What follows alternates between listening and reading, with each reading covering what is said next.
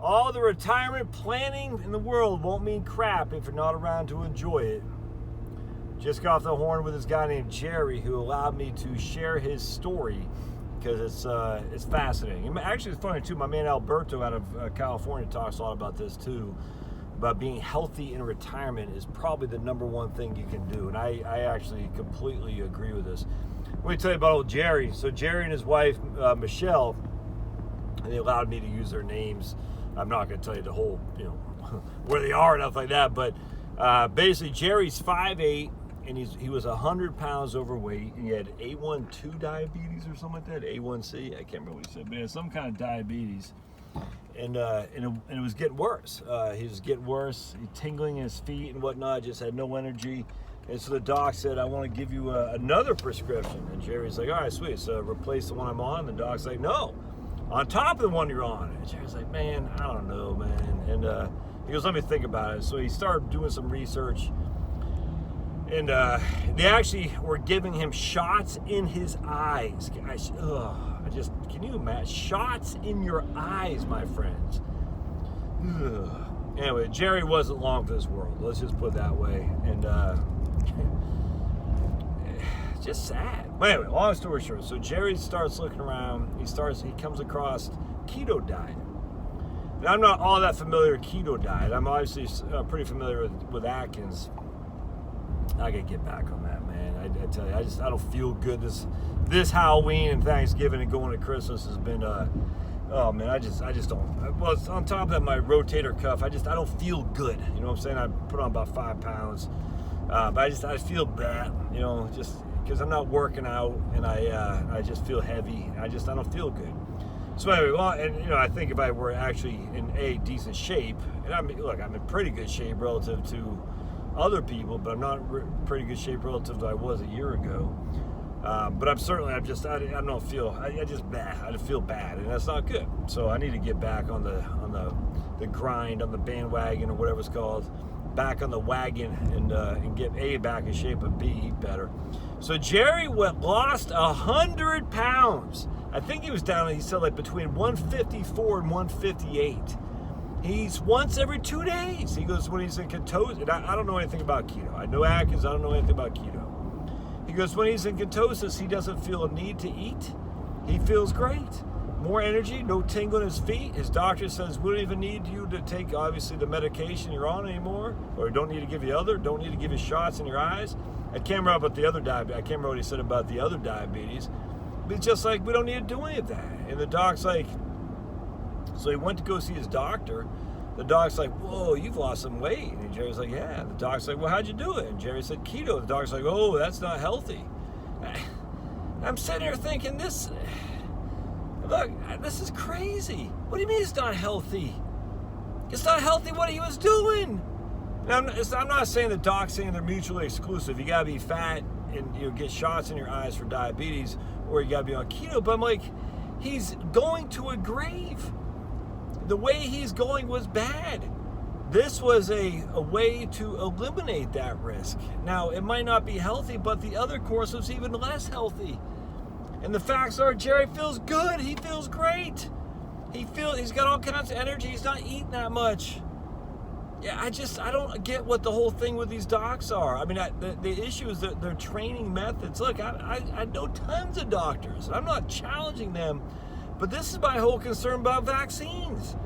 They're trained a certain way under a certain regime, and that regime has yet to be what it was a prevailing thought. The Ansel Keys of the false 7-country study and all this stuff with carbs versus fat and whatnot. We know this is fake now.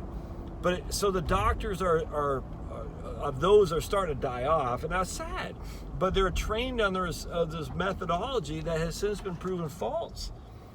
And yet, but that is still, a lot of them are still in the textbooks and still the medical schools and stuff, that they haven't heard a differing opinion. And anyone who brings a differing opinion is automatically thought to be anti-science, or that's not healthy. It's sad. And this is my whole thing with vaccines. All these kids now have allergies. All of these kids. They're heavily overweight. We're doing something bad. Be it diet, be it vaccines, be it what's in the air, be it GMOs. I don't know. I don't know.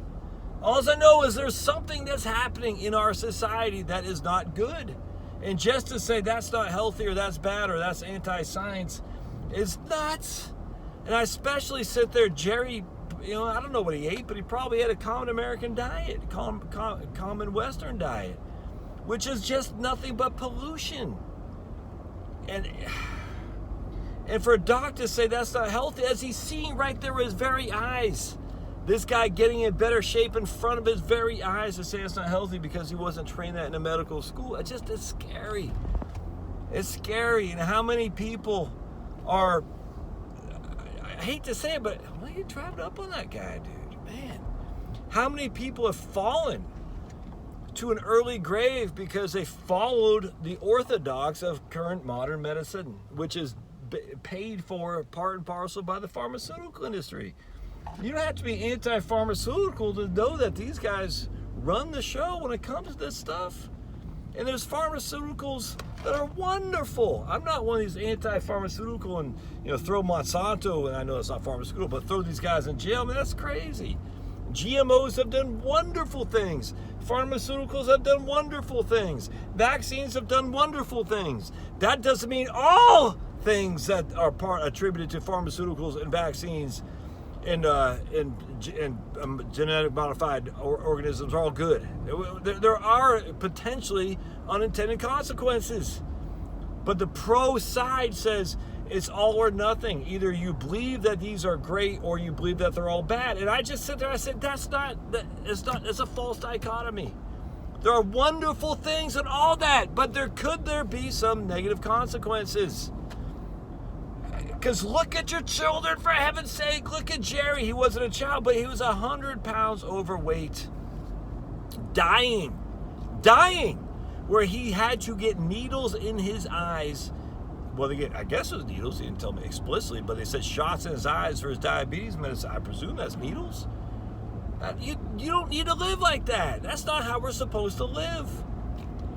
Oh, man. Tingling his feet. You know what that was going to mean soon, right? Certainly amputation. He said that Jerry now, when he has cut back significantly on his food bill. When he goes to the grocery, he doesn't go in the middle of the aisle because that's where all the freaking poison is. He just goes to the sides. Man, I got to get back on that. I don't know that much about keto, but Dr. Boz is a guy who Jerry recommended, or a lady who Jerry recommended, and she's on YouTube. I just watched her video where she mentioned Jerry. And Jerry says, look, he's like it's like if you saw Jesus come back from the dead, what are you going to do? You're going to hide it under a bushel? No, you're going to preach the cause.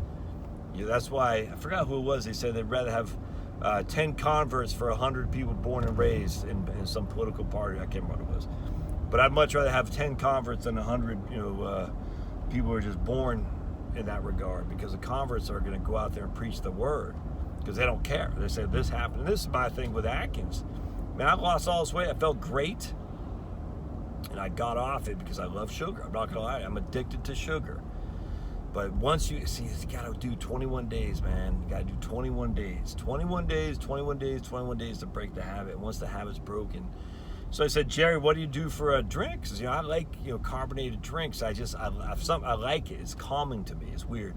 He said, use some by the mother apple cider vinegar. Of the mother, I think is what it said. Just a dab of that in some carbonated water. They got those carbonated drinks that aren't aspartame or stevia, but just carbonated drinks. He said he drinks his coffee black. Can't remember if he said he can use cream or not. He said black, so I presume you can't. But I mean, you just gotta change your diet, man. You gotta change your diet. Do I have man?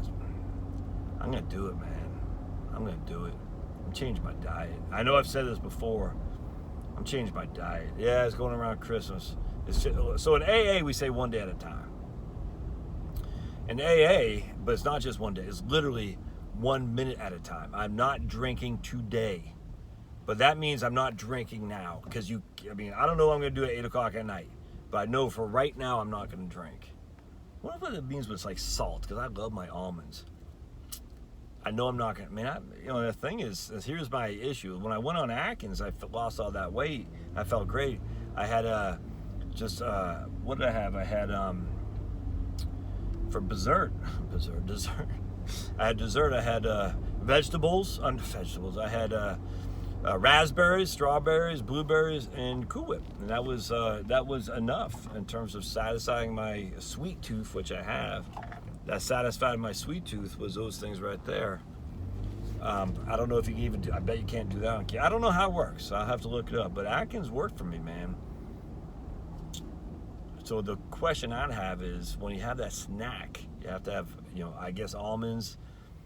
You have to have some kind of, like the apple cider vinegar of the mother, whatever it's called. That sounds like it could give you the craving that you could, because it's, you know, it's crisp and it hits you. That sounds like it could give you that rush that you need for the addiction that you have, and I'm saying you as me, to sugar. Anyway, so cool on Jerry, but the whole point about this is, if you're dead because your diabetes, and you amputated your feet, and you're too heavy, and you're dying from a heart attack, all the financial planning in the world won't mean crap. So you got to get your diet under control. That's just a fact. All right, we'll see you.